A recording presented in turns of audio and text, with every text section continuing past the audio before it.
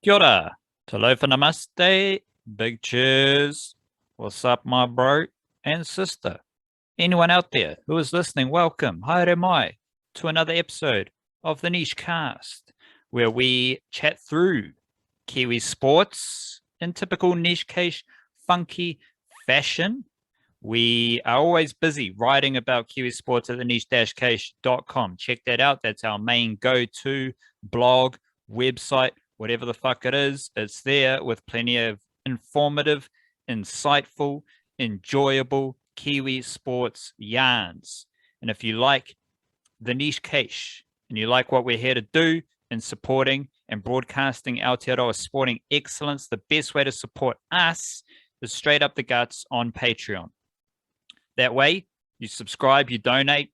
$1 a month is all it takes, and you join the Patreon whānau. So you're a big help, you're a big assistance, you're supporting us and the niche case. You get a little karma boost from the universe as well, and we have extra podcasts for our Patreons, which we will be amplifying and doubling down on throughout the T20 World Cup with the Black Caps on that mission. So again, best way to support us is on Patreon. You get extra content for the Patreon whānau as well. And there's always extra content, extra yarns on our Monday and Friday email banger. They come out via Substack. You can sign up at the nichecase.substack.com, whack in your email address, and you will get all the niche case content straight to your email, as well as extra yarns specifically for those email dispatches. So if you like extra content, we got a whole lot of that on Patreon and on our emails twice a week. And there is the regular absolute abundance of Kiwi sports yarns at the niche-case.com. We always start our podcasts with a dose of mindfulness to inspire our discussion, to get our brains ticking over, and just to set the vibe. Wildcard, what's your vibe? Vibe is courtesy of Mr. Eckhart Tolle, who says, whatever the present moment contains, accept it as if you had chosen it. Always work with it and not against it. Shout out to Mr. Eckhart for that one. And shout out to the present moment. I like basically all our mindfulness just is trying to get back to the present moment. So that's just a beautiful, succinct, clear, crisp way of enjoying the present moment. You got to treat the present moment like your mate. You treat him well, you check in, make sure his well-being's all good, have a bit of fun with him. You don't want to neglect him. You don't want to just like leave him out of text threads and not invite him anywhere. You got to be there with your mate, and you got to be there in the present moment, because the present moment's probably your best mate. Let's be honest. Like, it does a lot of good work. Yep. Yeah. If you fall out with your best mate, something's just not going to feel right. There's going to be an imbalance there. So you got to keep it nice and even. I suspect a lot of things that ruffle people up, just like day to day, are things like anxiety, things like, anxiety is a good example, because anxiety is something that comes from thinking about the future and the past quite a lot, I suspect, as well. So, keeping it in the moment and accepting what things are in the current time and going with the flow like that, I suspect that is, I suspect that goes a long way to curing that kind of thing, or at least dealing with it. If you fall out of favor with your mate, the present moment, then you're like fucking, you're falling off with time. And you're just you're just tumbling into the abyss of history and the future. So not to discredit the importance and the value of staying in the present moment, wildcard, but I have transported myself into the future and brought myself back into the present moment. How about that? Right now, I'm just in a state of floating around the universe, as you can see, while you are sitting on the lap of Michael Jordan. It's a bit weird. It's a bit off-putting. But you're there in his house and you're sitting on his lap. So just sharing a cigar. Yeah, I'm pretty happy to not be sitting on Michael Jordan's lap and to be floating around space.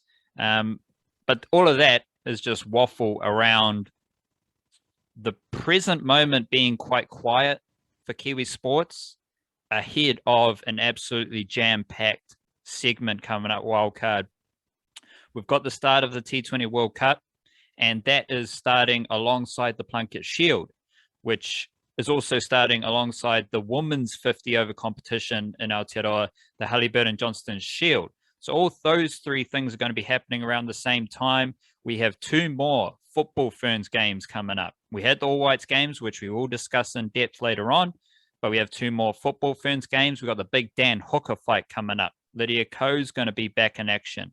We're going to have the NBA starting with Stephen Adams and Sean Marks doing their mahi there. Is there anything else coming up over the next 2 weeks that you've got penciled in there, Wildcard? Well, most of the Flying Kiwi stuff is pretty much like it's coming up in a few weeks, but it's already started. But there are a few like the year-on-year leagues. Some of the Scandinavian ones are a good example. They're coming close to the end of their seasons where there's a lot to play for. The MLS and the American stuff, especially as well, is also coming close to the end of the season, which because it's American sports, that means playoffs. So definitely a few things that will be ramping up there in the coming weeks. And then the Premiership's been pushed back a couple of weeks. So that's not starting till like November-ish and in a little bit of an odd format, but there will be National League football. So that's the thing as well. When's the new start date for that? I think it's like first weekend of November or something, but it's asterisk for obvious reasons because several teams are from Auckland and that's not really something you can plan for at the moment. Yeah, so it's this late October, early November period that is absolutely on fire and always is, to be honest. It's always a chocker part of the year because this would be when the Rugby League World Cup was on. And this is the spring international window is usually at this time of year as well. So pretty happy to just be given Rugby League a break at the moment. We're not tapping in too much into that, but we still have plenty of Kiwi sports to enjoy. There was a recent development, Wildcard, with the Brooklyn Nets, where the mate, the bro, Sean Marks, one half of our Kiwi NBA crew, is wheeling and dealing in the front office. We've talked a lot about Stephen Adams, so we'll just pause on the Stephen Adams chat here and we'll focus on Sean Marks. Of course, we love the Memphis Grizzlies. So Sean Marks and the Brooklyn Nets, they basically gave down the words Kyrie Irving that you can't play without a vaccine. All seems fairly stock standard. It's weird. You've put the same energy of following and tracking Stephen Adams as you have done in following and tracking Sean Marks. So a lot of like you've taken the how does Stephen Adams as a Kiwi exist in the NBA, which is basically one of the biggest leagues in the world, especially USA, and it's a league that has really interesting dynamics. So you've poured all that energy into understanding the basketball ramifications, his standing in the player market, his value, and all that stuff.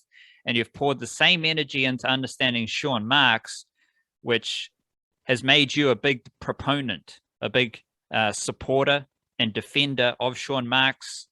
You rallied for Sean Marks to be honored as the GM of the year GM of the season last season, and now you've been following his not specifically his stance on these matters, but how he is setting the table at the Brooklyn Nets. And the Brooklyn Nets are a very fascinating team, a lot of big individuals. They've been through their own little switcheroony that you have also documented, going from the fun Kiwi type of team a couple seasons ago to now being the big bad Brooklyn Nets that everybody loves and hates at the same time.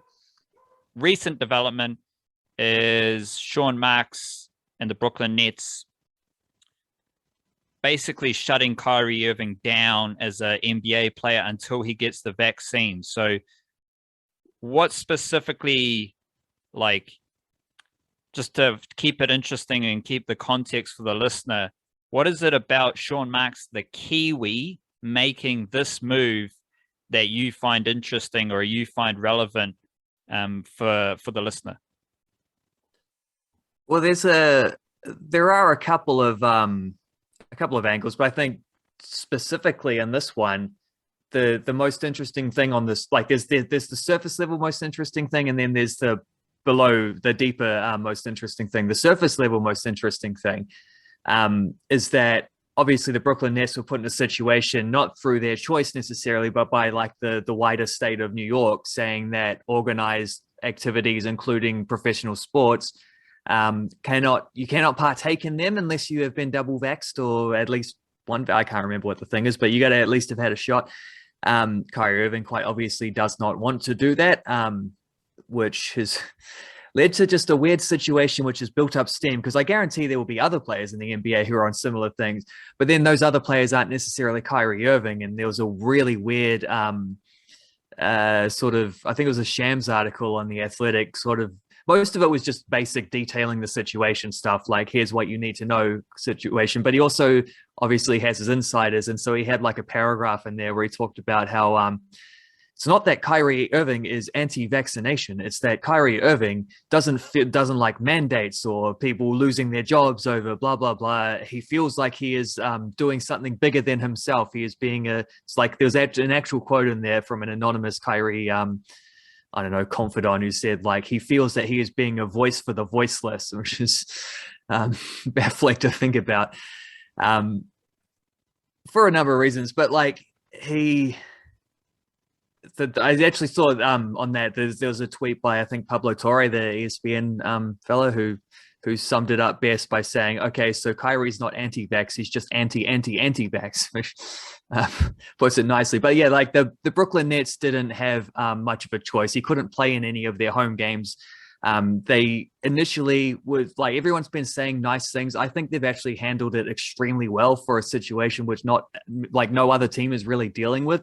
Because if it's there's two things that happen if this is a situation with a non-star player, which is that either they don't care because they're not a good enough player to be able to make that leverage, so they'll just sign someone who is vaccinated and can play every game. Best ability is availability, that kind of thing.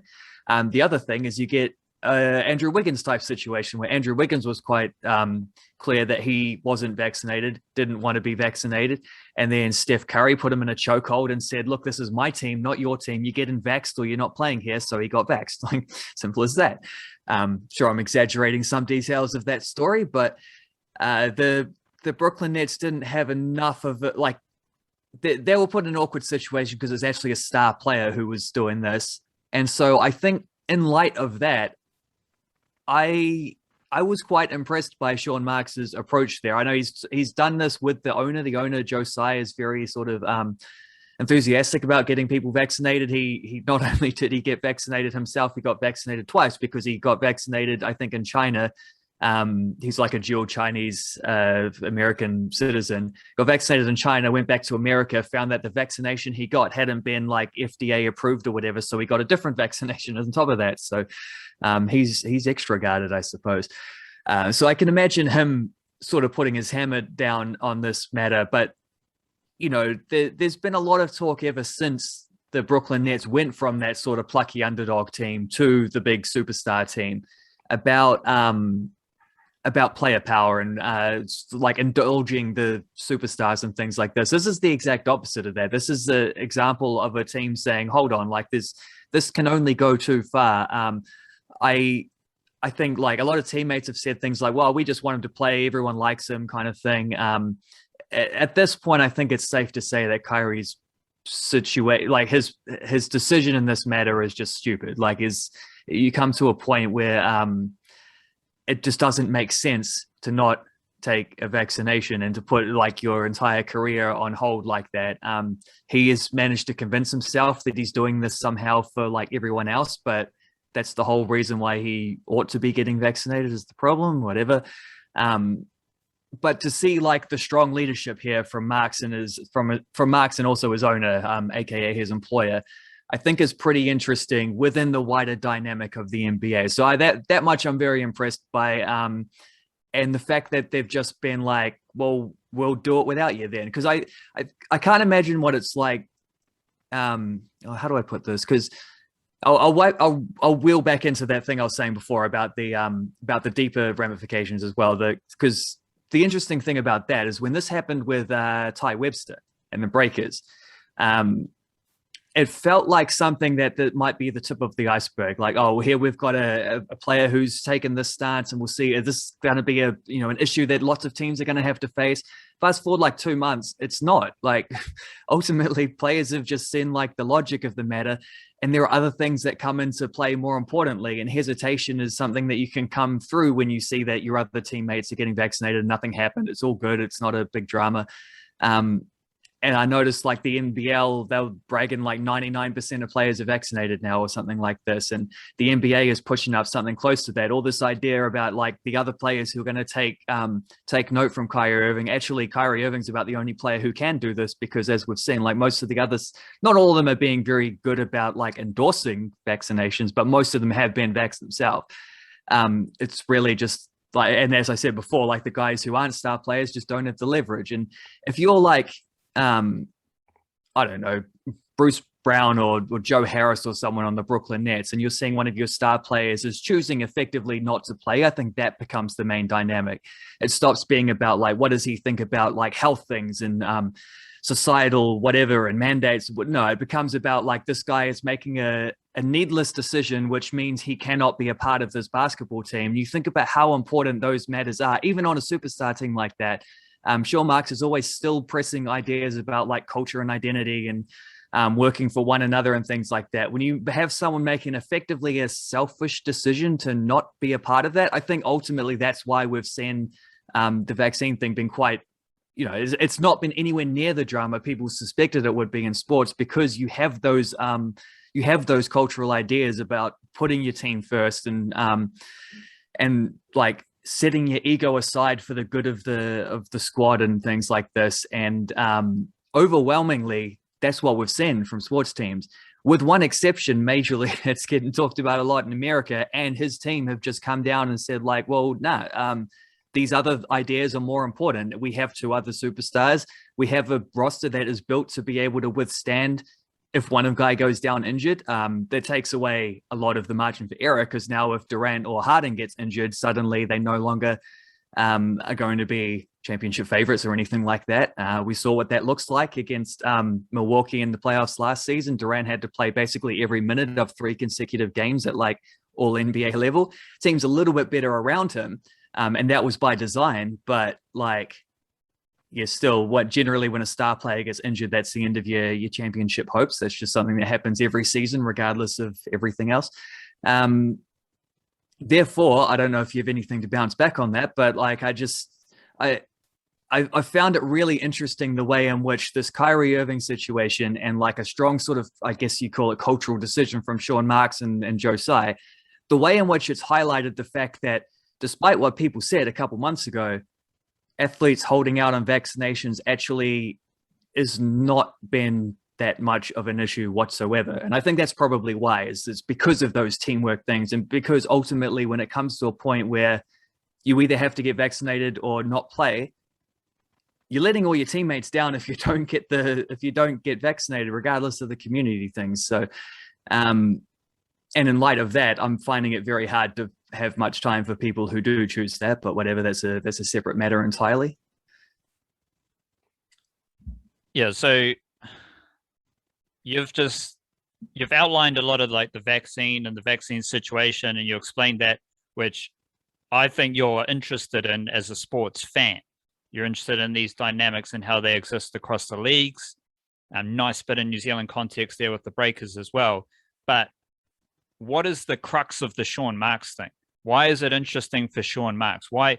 Because I like myself and the listener might not be interested in just random vaccine and sports type of shit. Like you get it, you don't, who gives a shit? It's up to you. You're going to lose the money if you don't. You're going to be shut out if you don't. It's all good. Whatever, up to you. But wait, what is it about Sean Marks? What is the crux of the Sean Marks part of this that you are interested in? And I like, not to put words in your mouth, but maybe just to help build it and boil it down to this crux. It's I think what you're explaining and what you have been explaining for a couple of weeks now is that Sean Marks is really good at his job. In the same way, Steven Adams is really good at his job as being in his role as an NBA player, being a big man. Like, he's a fantastic rebounder. He sets great picks. He does all, like, Steven Adams for his job in the NBA is fantastic at doing his job. Sean Marks, what you're basically telling me, I reckon, is that Sean Marks is really good at his job. When his job was to build a plucky Brooklyn Nets team and make the most of the ways to use the salary cap, ways to use the trades, the rules, and because, like, holy shit, like, you kind of got a bit too deep into the mangroves with the vaccine shit. If you get a bit too deep into the mangroves with NBA salary cap shit, it gets way too complicated and way too weird. But Sean Marks took advantage of all of that to build a plucky Brooklyn Nets team.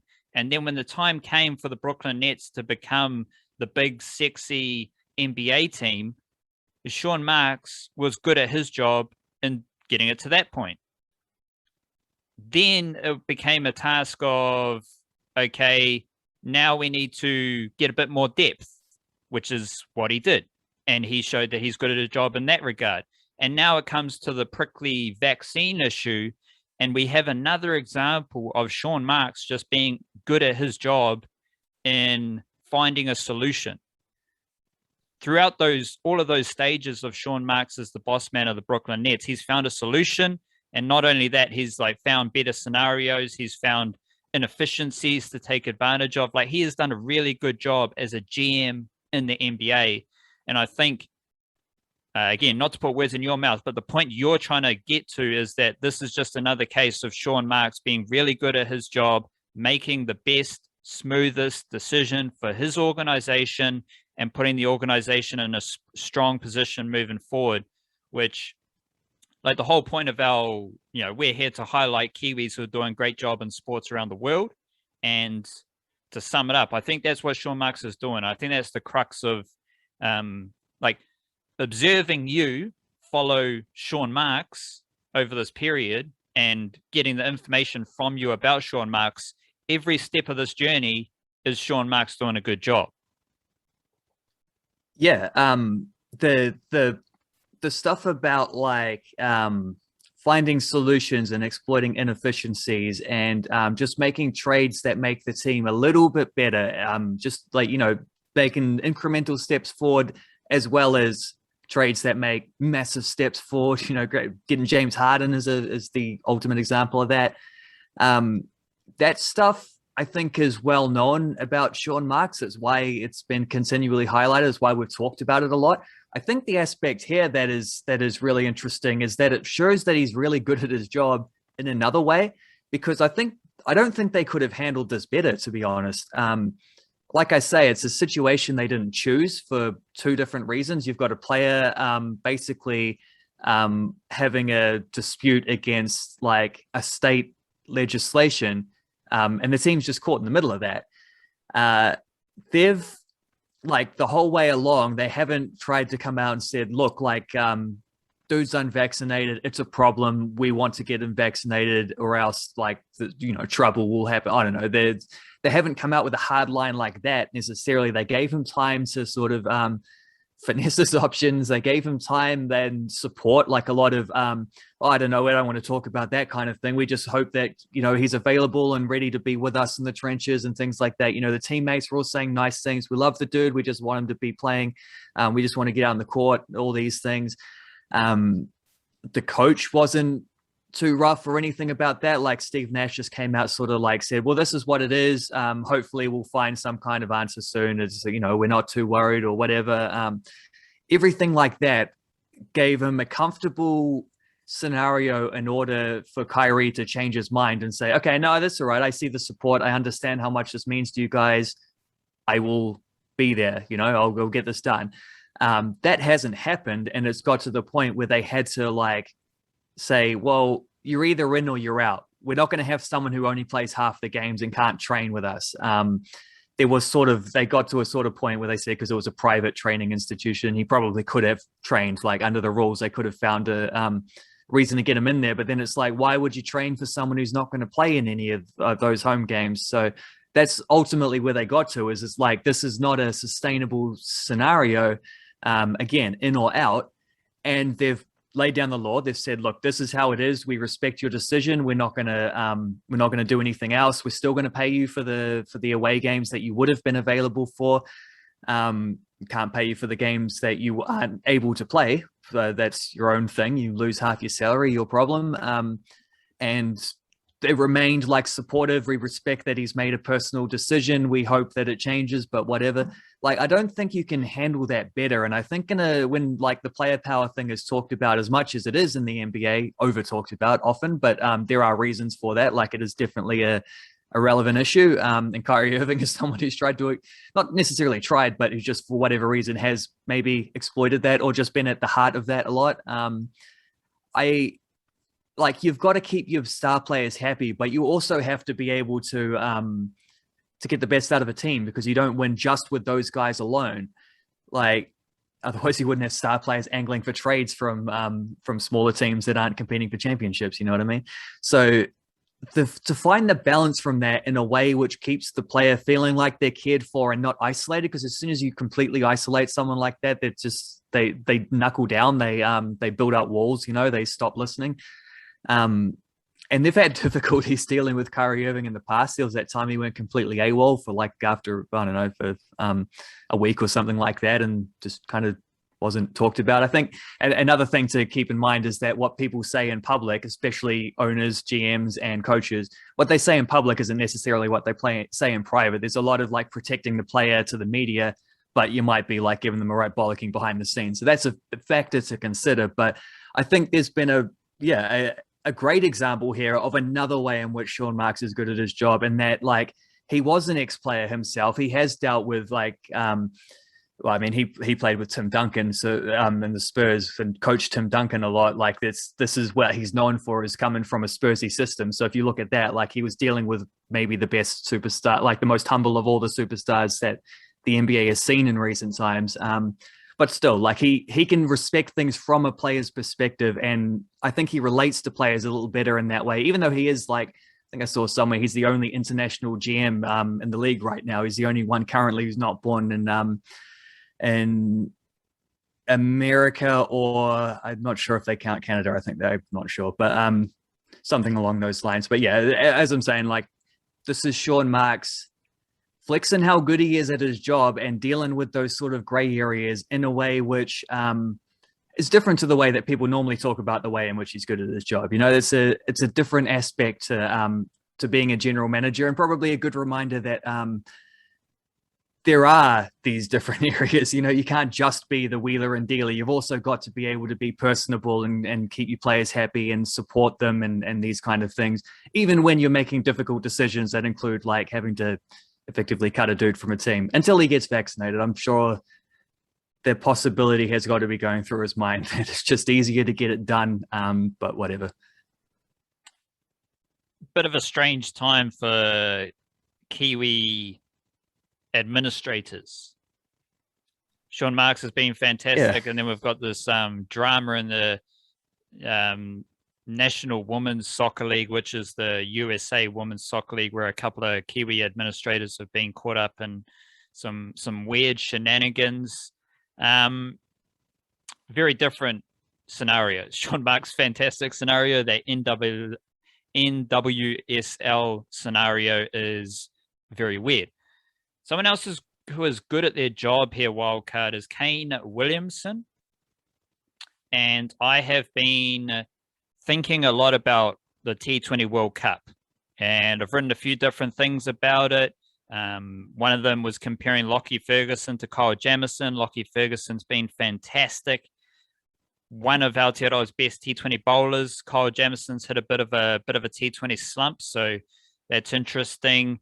And I've also written about Jimmy Neesham's role as an all-rounder.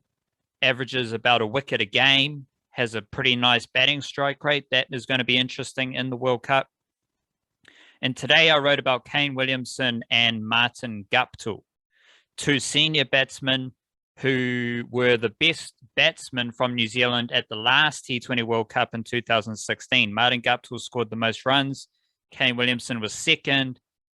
and they were the opening pair. So you Guptill and Williamson opening. That probably won't happen for this World Cup because we saw against Australia, it was Guptill and Seifert and Williamson at number 3. And then when Seifert was dropped from his opening role, Devon Conway went to open. So you got Guptill, Conway, Williamson, and then maybe Seifert in the middle order. But I'm specifically curious about Kane Williamson because we know Kane Williamson is the man. We know he's New Zealand's greatest batsman ever. We know he is a fantastic leader for this Black Caps team as well. I just see this as a perfect challenge for Kane Williamson because it's another major tournament. And I view it as a very different situation to 2016 when it was like the Black Caps are on the rise. Now the Black Caps are certified as one of the best cricket teams in the world across multi-formats. Like you play New Zealand in cricket, you're going to have a tough game unless you're playing the B team in Bangladesh. But like we're fresh off the World Test Championship stuff. We're like World Cup final in 2019. Black Caps cricket is fantastic. They have a decent chance of winning this T20 World Cup. And now we get to see Kane Williamson in another major tournament, which is interesting from a captaincy perspective. But I'm just curious about his like craft and his batsmanship because you're going to have Guptill. He's going to smack it. Conway elegantly smacks it. Like he carves the field up all around the park without effort and with 150 strike rate. Like it's absolutely ridiculous. And then you've got Glenn Phillips, who will probably bat number 4. And if that's my top 4, maybe you got Jimmy Neesham 5, Tim Seifert's around there, whatever it is. But Kane Williamson's the dude who is going to hold the innings together. But that's interesting because Kane Williamson can actually do that really well. He's probably the best player of spin from New Zealand at the moment. He has the skills to manipulate the ball all around the park and cruise along at a strike rate of 100.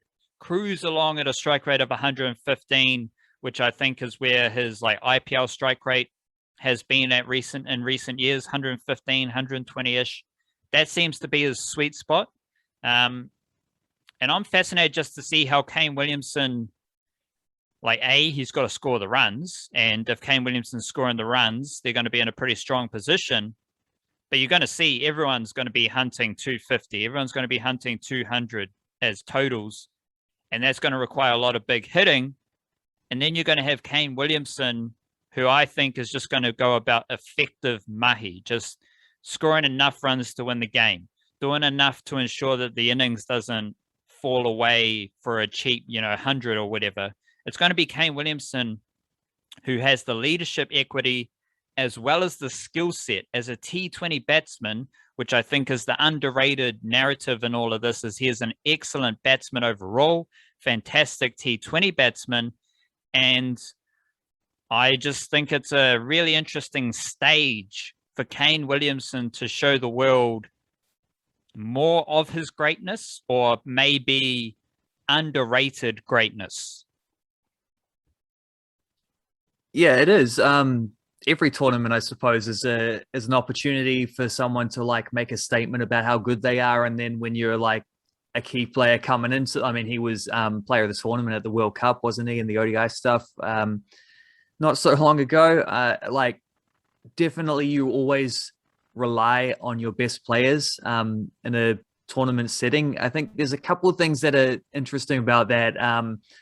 One is that it's a really nicely balanced top, we say top 4 in particular, because you do have like, you've got Williamson, who is therefore freed up. Like he's extremely good, we've seen in 2020s, at scoring at like a 110 to 120 strike rate. Like he can do that flawlessly in his sleep.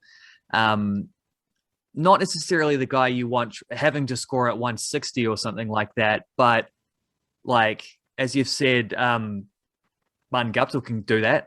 Martin Guptill will be looking to like step down the wicket and lift that ball over the top for 6 a few times early on. especially targeting pace bowlers, so those that he does get an opportunity to see early on in these ones before the spinners come on. And probably, I mean, I expect we'll see a lot of spinners actually opening the bowling and get something Guptill will have to deal with. But he does have a decent slog sweep. Glenn Phillips has an outstanding slog sweep and can hit all around the wicket, and he is someone who can definitely score 160 plus as well if you're looking for big scores. So you got two guys there in the top four who can score huge runs, but you've also giving them the freedom to be able to try and score at those quick strike rates because you have Williamson and Conway, who, if you lose a couple wickets or a wicket or two early on, and one of those guys is batting with like Seifert or Neesham or whoever, they can do that, and they can keep the score ticking over at 6 and over to make sure you at least get a decent score that you can defend, or have a hope of chasing down a total or whatever. They're both also excellent at, like, if you're good at pacing an innings, then you're good at pacing a run chase as well, which is huge in those situations. And yeah, it's that top four is quite nicely balanced for that reason, because you have the guys who will come out, try to hit the ball hard, and score quick runs, but you also have the cover for them to be able, like, if they get out, you've got the guys who can steady the innings. So that's all, like, that's nice. The other thing is I do wonder how much rotation there'll be throughout this. There are a few guys who haven't played a lot of cricket in recent times. There are guys like, Williamson has supposedly had a very minor injury that kept him out of the last IPL game, though it sounds like it was one of those, like, he didn't play because he didn't need to play. They were already out kind of thing. He probably would have if it had been a playoff game or something like that. But Lockie Ferguson had a little bit of a tweak at one point, although he's continued to play games and take wickets since then. Like, I did hear Gary Stead in one of his interviews talking about, like, trying to keep everyone fresh and making sure there's lots of water intake and stuff at trainings, which got me thinking, well, how is that going to work in games when you're playing? But I mean, I don't know. You suspect the bowlers will be more of that thing. Like, you might need to rotate the bowlers a little bit more, but particularly the pace bowlers. But then you're also only bowling 4 overs. But then also there's the time spent in the field. I don't know what the time of the day they're dealing with some of these games, but that will be a factor, is the wear and teariness of it, even for a 2020 World Cup. So I'm curious whether we see, I mean, the 15-man squad, you don't have a lot of room for that kind of rotation, but it is a factor. I wonder if that'll be something we see. But yeah, that could also affect how that batting order works. But definitely, I do, since you highlighted it in that way, it does get me thinking this is maybe a better 2020 team than I thought. When you look at it, I mean, with any 2020 team, you're reliant on someone at least in the top four to score some big runs. You don't generally win many games if someone doesn't do that, especially if it ends up being a high-ish scoring tournament, and that's sort of something we're not really going to know until it starts. There was, there was a lot of talk going into the last ODI World Cup that 300 was going to be a pass score and stuff like that. But then you come into semifinals and, New Zealand's out there, setting totals of like, the thing, which was the one that they batted first against England, didn't they? Set like 240 something or whatever. And there was a score less than that in the India game. Like, come crunch time and the pressure and things like that, those ideas disappeared a little bit. It wasn't a thing where it was like 300 or bust, but we don't know that until we get into the tournament and see those kind of things. But yeah, it's an interesting looking Black Caps team from a few reasons, because as long as the pace bowlers are able to take wickets, I think they're going to be pretty competitive at this tournament. It does depend on that, though. I don't think you can just rely on Sodhi and Santner doing all the damage. And I don't know that we can rely on Williamson scoring all the runs, but I think he is someone who is, in the same way that like Guptill and Phillips, etc., and below them Seifert and Neesham, hopefully in closing roles, the same way that those guys are unlocked by having guys like Conway and Williamson. I think Williamson will hopefully be unlocked by having those big hitters around him as well, to where he doesn't have the pressure to do that. He can just bat and pin everything together and just be Kane Williamson. I don't like you've chucked Conway and Williamson in together. This is Conway's like first T20 game overseas. So I view Conway as the same as Phillips. I view Conway the same as Guptill, in the sense that he's going to get off and he's going to fall off. But he's going to score his runs, but there's going to be times where I'm not expecting this, and like I know Conway can do it. I know Conway can be Kane Williamson, but I think it's a thing about expectations where no matter what Conway's already done in his career, it's his first major crack at international cricket in UAE. And for that reason, it's like, well, then you're looking at Kane Williamson just to hold everything together as someone who has, it's Kane Williamson who's been playing in the UAE. It's Kane Williamson who has been playing on all these pitches. It's Kane Williamson who has seen how all the IPL teams are building their bowling attacks, what they're targeting, how they're going about scoring their runs. So all of that is to say that Kane Williamson, I think the benefit is going to be that you're going to have Guptill right hand, Conway left hand, then Williamson comes in and deals with whatever situation is in front of him at that time. You also mentioned about the rotation and managing workloads and stuff like that. It's not happening in the first two games, Pakistan and India. That's going to make those are crucial. Yep. That decides your tournament. So you're not going to see any squad selections for those two games. You need to win those games, and that first game it's a grudge match. All of Pakistan is looking forward to playing cricket against New Zealand, and like you only have to see any social media post from the Black Caps. Like there's just an army of Pakistanis. Like 27th of October, 1 out, let's go, we're here for it. And like New Zealand and the Black Caps, like the New Zealand cricket community is just like, yo, chill out, it's all good, like don't worry about it, like just leave it, no, we're just yeah. And then Pakistan has just gone fucking psycho. But so that is to say it's going to be a grudge match. Like obviously you're going to have India versus Pakistan in the same pool. They barely play cricket against each other for those political reasons. So that's going to be a grudge match. But first up game against Pakistan, given what's happened, woo-wee, that's going to be tough. And then India straight after that. You lose both of those games, I believe it goes straight into semi-finals. So it's the first two to qualify. You lose both of those games, then you have two games against the teams that qualify, the emerging nations who qualify, and then you finish with Afghanistan. So if you lose those first two games, extremely difficult tournament to progress through. Grab a win in one of those games and you win the rest of the games, you're going to be in a pretty good position. But I think you're going to see the same first 11 for both of those games, and you're going to see just based on the IPL, I think like Lockie Ferguson has to be there. Tim Southey, Trent Bolt, they have to be there. Sodhi Santner. And then you're looking at the batsmen. I'm not sure about the balance of the team, but I think any thoughts of Kyle Jamieson being in the first 11 aren't going to come to fruition. It's all Lockie Ferguson now. And it's still a couple of weeks away. But I am just curious, like Kane Williamson just seems like he can be really effective. And do you remember any Kane Williamson like Super Smash knocks? Because anytime he plays Super Smash, he's just out there cruising. And he just... Yeah, I can't think of anything. I remember a few cruising Black Caps ones, but not so much Super Smash. And I'd also suggest that he's the best New Zealand IPL batsman since Brendan McCullum. Like him and Trent Bolt are the only Kiwis who play every year, let alone getting up around that 10-game mark. And Kane Williamson, I think I wrote this morning, is averaging 40 across like over 50 games. So like, I think this team revolves around Kane Williamson. And yeah, we can say like, it would be nice if Guptill had a good series. Yeah, it would be nice if Conway found some form. Glenn Phillips is like the amazing, cool T20 batsman. Everything to me just revolves around Kane Williamson and he is a pure T20 anchor. He's not a test anchor because they're very different. He's not an ODI anchor. It's a different role.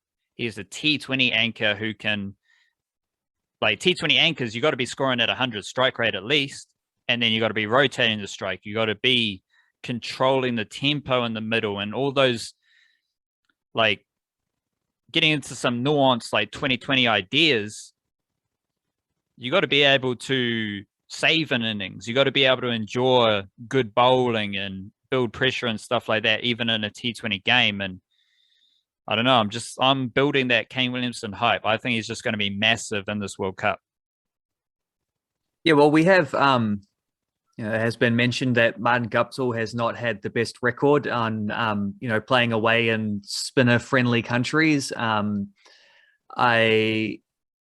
Clint Phillips just hasn't really had the opportunity to do this kind of thing. I think he could be a player who could be a real X factor for the Black Caps. I think if they do well, he will need to be an X factor for the Black Caps. But yeah, Kane Williamson is the guy who's been here before. He's the captain and the guy who sets the emotional tone of the team as well, which is a big factor. But also just on a purely batting sense, yeah, he's the best player of spin. And that is going to be an enormously important part of whether the Black Caps are successful or not. Is they're going to need to get runs out of guys like Guptill who don't necessarily have the same level of success against that style of bowling, but also I've been reading a little bit about left-handers, and there's a overwhelming kind of there's just this trend of in test matches, left-handers are a lot more successful opening the batting, and it's generally just a simple reason, which is that most test nations will open the bowling with their quick bowlers, their seam bowlers, and seam friendly conditions. Most seam bowlers are right-handed. Just I don't know what the ratios are, but generally most of the population is right-handed. 90% of the population is right-handed. You get some people who bat with their non-dominant hand, but you don't get hardly any who bowl with their non-dominant hand. So the status quo for a left-handed opening batsman is facing a right-arm seamer, in which case, because you're left-handed, you don't have to deal with the LBWs hardly ever, because the ball is generally pitching outside leg stump. So I think that it seems to be that that is the reason why you see a lot of left-handed test openers. And I was just thinking, even from a New Zealand perspective, you can go back through the years of from Tom Latham back to Stephen Fleming to Mark Richardson to John Wright, etc. Bert Sutcliffe, if you count him as an opener, going further back, to McIntosh. To McIntosh, of course. How could I forget? It's clearly an overrepresentation, but the weird thing about those numbers is that it doesn't really apply outside the first 30 overs of a test innings. After that point, once the spinners come on, spinners obviously, everyone's got an off spinner, and off spinners are quite successful against left-handers. So there's a 5-run difference, I think it is, between left-handed test openers and right-handed test openers, but the average difference just is basically negligible after 30 overs. So through the middle order, it doesn't really matter, left-hander, right-hander. It's just how good you are as a batsman. I don't know how much that affects 2020 stuff. I would suspect not a lot. But the bit that is interesting there is that there's one country in particular where the left-handed opener thing just doesn't really matter. And that's in India, because the spinners come on so early. And if you're a left-handed opener facing Ravi Ashwin in the 10th over of the game, you're in big trouble. Just like this, you're going to be the underdog in that matchup. And there have been hints of the same thing in the UAE.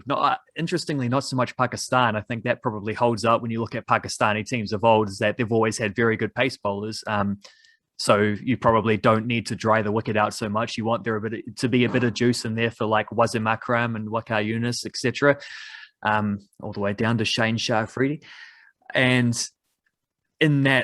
but on that topic, if that's less of a factor in the UAE, I wonder whether that plays into the way that I don't know, you'd have to look at the last 2 years of IPL stuff would be the best example to see how it affects 2020 things. But either way, it's just another way in which you chuck some more sort of fuel on the Kane Williamson fire, because it's one more thing where he gets to be that doesn't affect him. It's another way in which he can be prominent and successful and help the Black Caps to win games. Just quickly on Martin Guptill, because there's no form guide that you can really tap into here. He was really bad in the Pakistan Super League, which was in the UAE, I believe, as well earlier this year. Might have been in Pakistan, but he was the best batsman at the last T20 World Cup, which was in India, and he was the best batsman against Australia earlier this year. So you've got like mixed messages there. You got mixed signals because, like, yeah, you can say Martin Guptill sucks against spin. Well, their last T20 World Cup was all about spin bowling.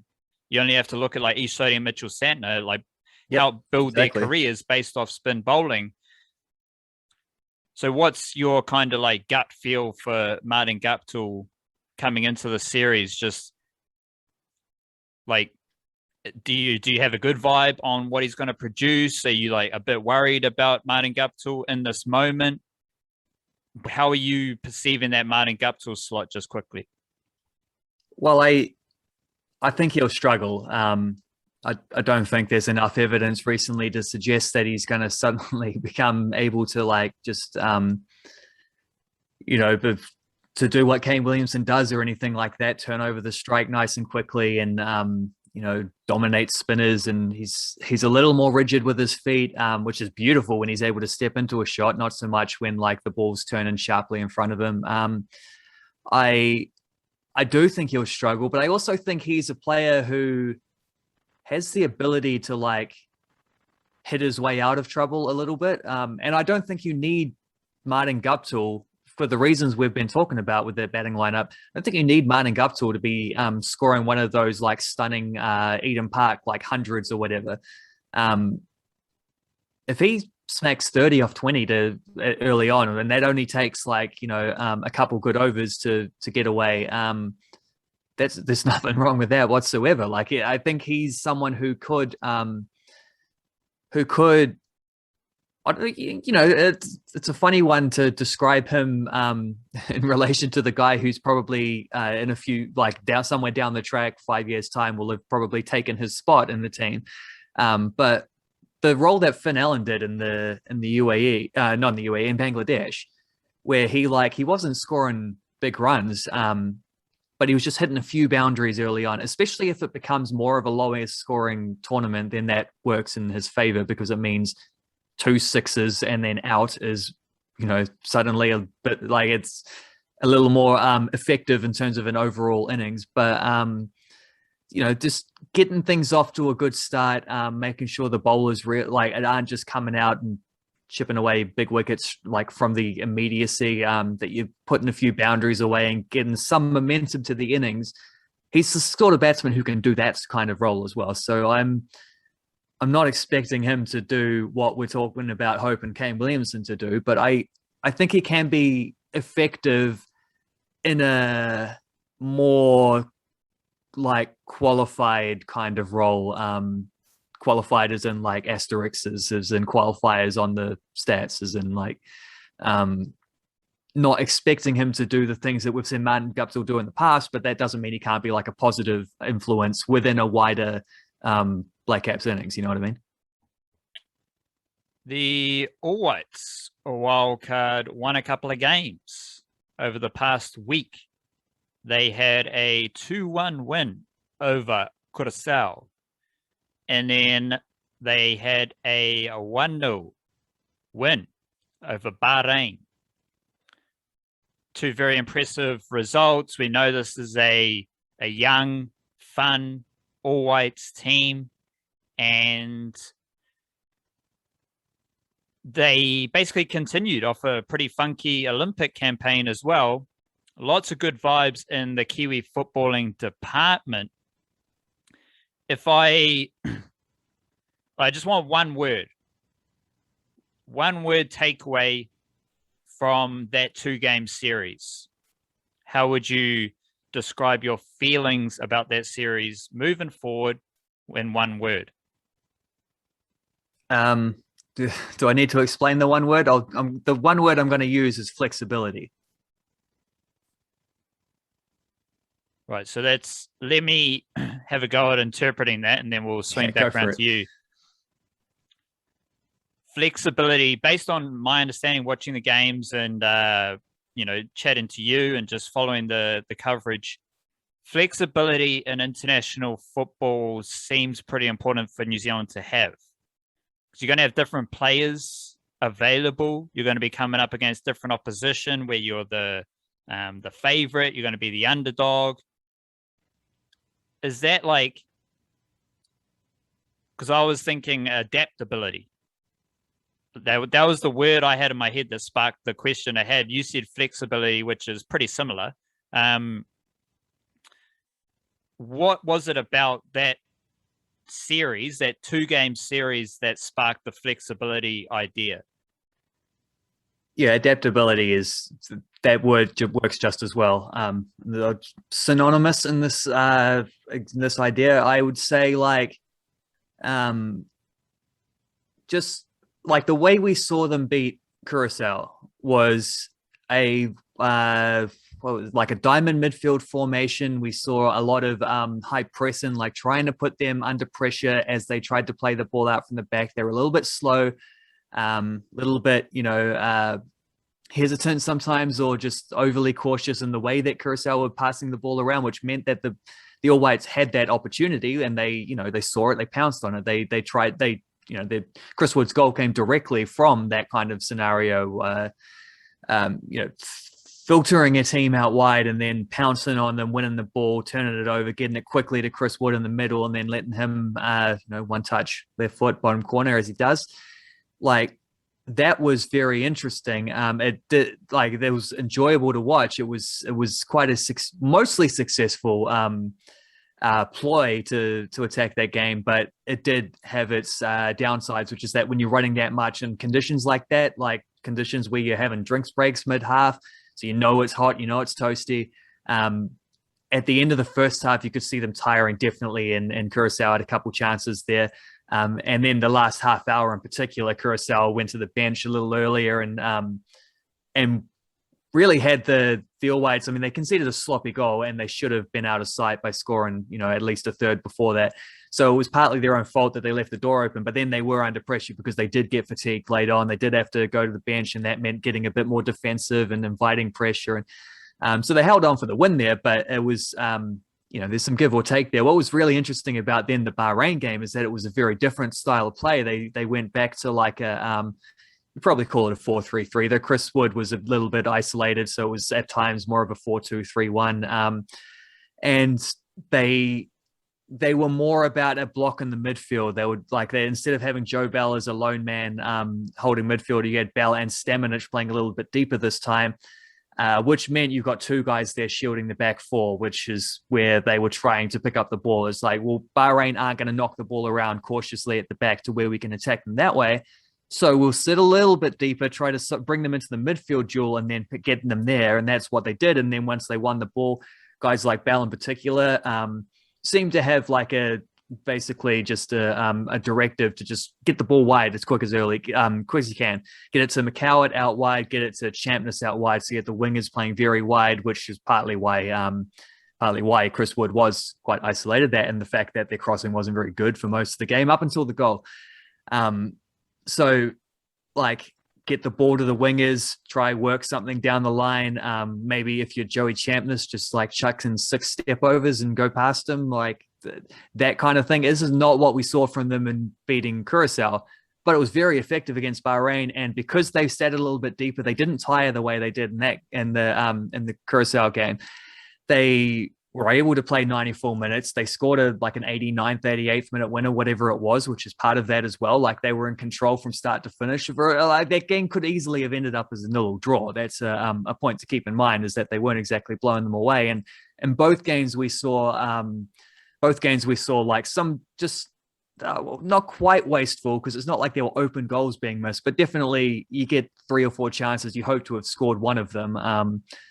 I did read somewhere that it's something like on average 1 out of every 11 shots is a goal or something in wider professional football. I don't know if that's whatever, but like they weren't creating a whole lot of clear opportunities, but they were creating enough that they should have done better with the ones they had. So that's in both games, that's an issue, converting their chances. But they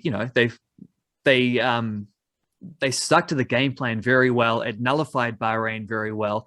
It eventually did lead to a winning goal, and they won both these games in contrasting ways. And I think that's really interesting, especially when you add in the fact they made 5 changes to the starting 11 for the second game. So there's another element of adaptability, flexibility. They did change things, and we're still able to like stick to a game plan that worked, and win the game. Get the results that they were out there for. So that level of that level of flexibility is crucial in international football. You need to be able to play with depth. You need to be able to handle the loss of some key players. And you need to be able to play against and be successful against teams that are going to be very different in style. And we just saw a good example of that. We just saw the All Whites do that. Like they won 2 different games of football against 2 teams they haven't played before anytime recently. And they were pretty bloody impressive in doing it. Like on the whole, I think that's got to be a very, very, very successful, even with the work-ons that still remain, as the saying goes. Plenty of things that still need to go, but it was also a very young team as well to remember. So like being that flexible and winning games and like contrasting styles, I think that's super exciting for the future of this team. What felt different about this All Whites experience compared to you previously watching the All Whites? Like, not like going back further than just the Olympics and maybe the Danny Hay era starting, but like you're reflecting on those 2 games, and how does this feel different to previous All Whites games that you've followed, that you've watched, that you've consumed and written about and covered? Like just anything different from your perspective about the experience about following this All Whites team? Well, I think you probably have to go back to the Anthony Hudson days and the Peru games for the last time that it felt like the All Whites were at something close to full strength. I think that arguably the 11 that Danny Hay used in his first game in charge against Ireland, I think that's probably closer to what his preferred full strength starting 11 would be than what we saw here, because he did have Winston Reid, he did have Ryan Thomas those days, or that day. But it was also his first game in charge, and it was a little bit how would you say, like it was, Fritz Schmidt had 4 games before him, and there had been a bit of chaos there in the way that he ended up leaving. He sort of got swept into the Andreas Haraf thing because he was a Haraf appointment. None of those 4 games that Schmidt had were with a full strength team.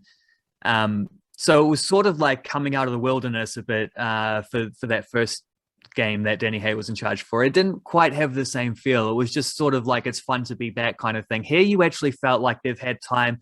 A couple games before there, definitely. You've also had like the Olympic squad, and a lot of guys were involved in that. Danny Hay was in charge of that. Like it felt like there was some continuity there. It felt like this was a team that had actually been able to prepare some things and were able to like show some of what they've been preparing on the pitch. And in light of that, it felt like the first time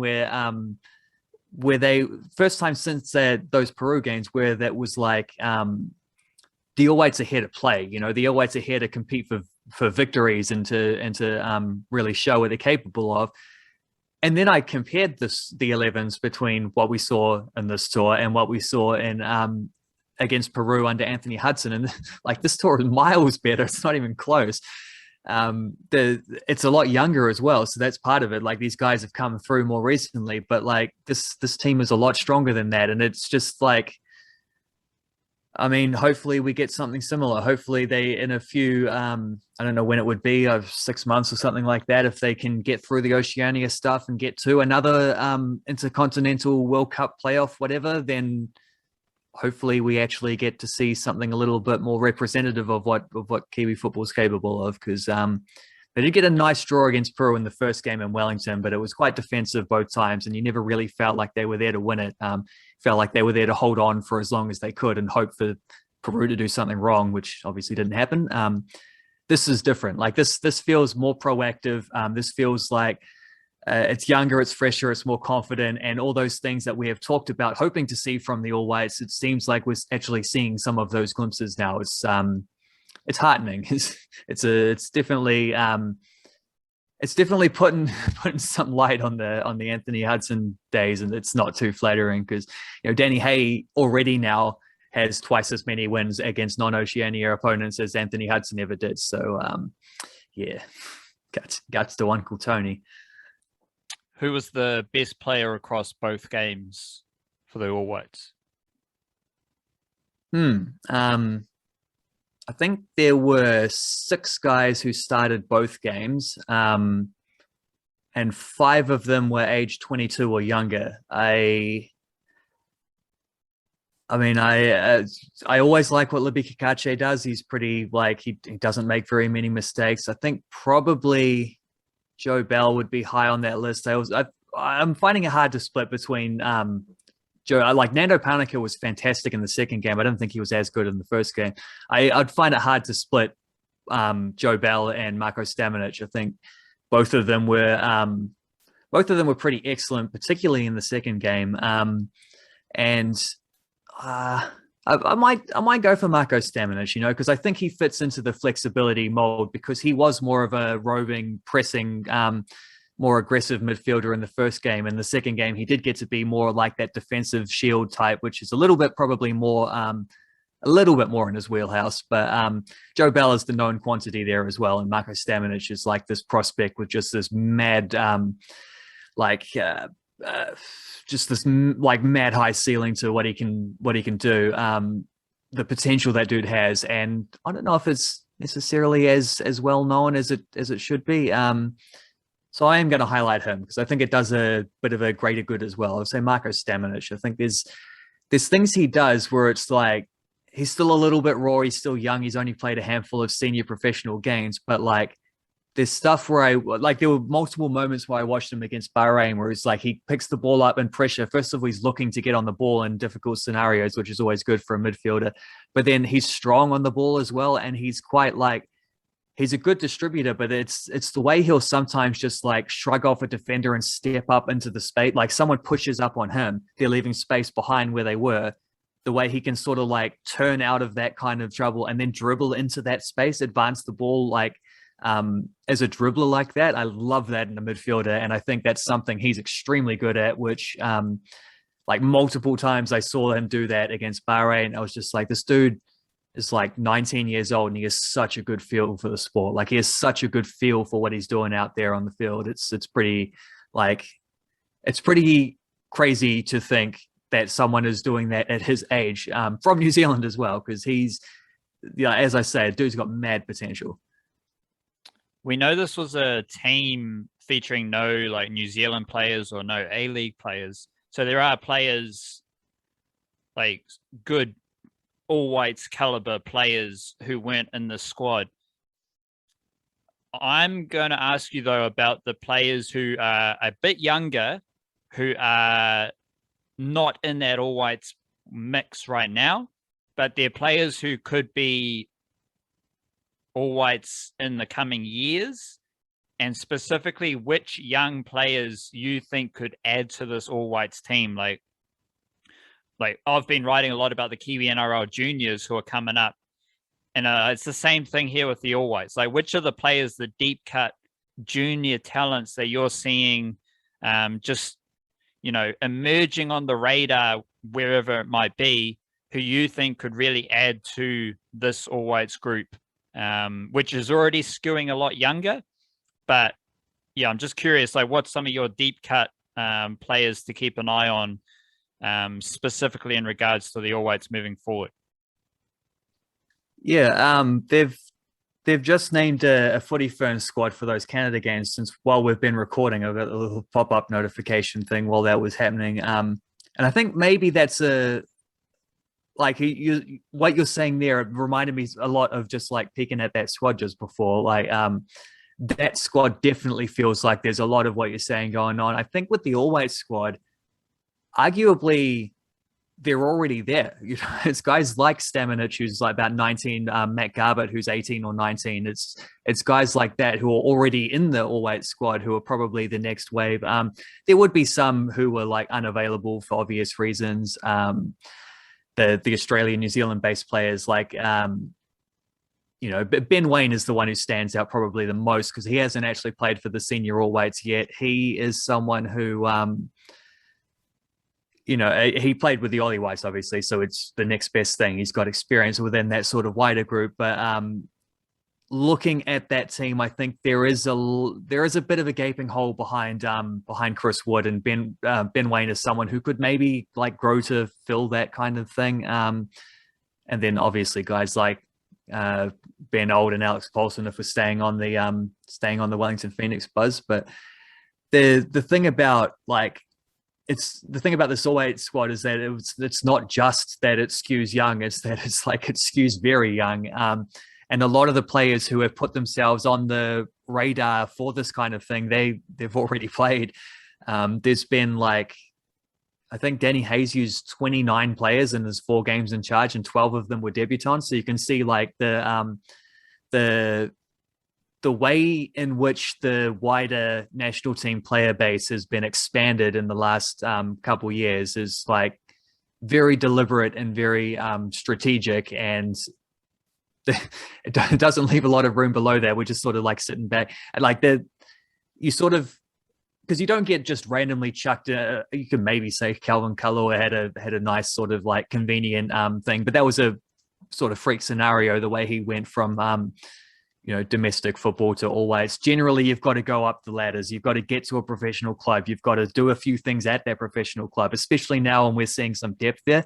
So like the level below that, level below where you start to come into contention for always thing is a little bit empty at the moment, because I think that cupboard's kind of been I think it's kind of been emptied, but that just means, you know, wait 6 months or a year for, especially once we get another premiership season, whatever shape that takes, like that will start to put some of those guys on the map a little bit more. We see guys signing with professional clubs that will start to put them on the map. It's just a matter of waiting for the next grocery order to arrive or whatever to keep the cupboard metaphor going.